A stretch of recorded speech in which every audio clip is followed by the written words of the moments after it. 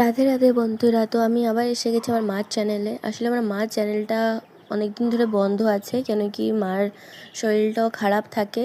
আর আমাদের ইউটিউবটাও জানি না কি হয়ে গেছিলো, ইউটিউবটা আর চলছিল না, তো সে কারণে ভিডিও দেওয়া হচ্ছিল না। তো এই দেখুন, আমি এখন আপনাদের জন্য নতুন একটা ডিশ নিয়েছি, ঝিঙে ভাজা। তো যদি আপনারা এরকমভাবে ট্রাই করে না থাকেন তো প্লিজ একবার ট্রাই করে দেখেন, অনেক ভালো টেস্ট লাগে। তো এখন আমি তেল দিয়ে আমি সর্ষে দিয়ে দিয়েছি, তারপরে শুকনো লঙ্কা আর তেজপাতা দিয়ে দিলাম, তারপরে আমি ঝিঙেটা দেবো।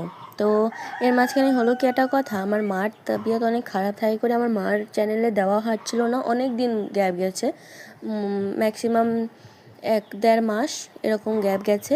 তো সে কারণে এখন আমি আবার দিচ্ছি। তো দেওয়ার পর প্লিজ সাপোর্ট করুন, আপনারা পাশে থাকুন, না থাকলে আমি কিভাবে সব কিছু করবো বলুন।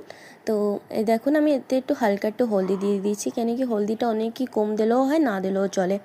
তো তারপরে আমি আমার পাশে আমি একটা বানাচ্ছিলাম, তরকারি বানাচ্ছিলাম, তো কাঁচা মাছের ঝোল বানাচ্ছিলাম, তো সেই জন্য আমি একটু ধনিয়া পাতা নিয়ে গেছি। তো এই যে আমার কাঁচা মাছের ঝোল, যদি এটার রেসিপি দরকার হয় তো আপনারা প্লিজ কমেন্ট করতে পারেন।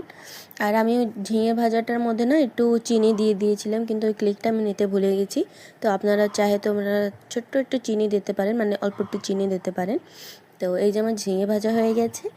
তো আপনাদের যদি ভালো লেগে থাকে তো প্লিজ লাইক কমেন্ট শেয়ার করে দিন।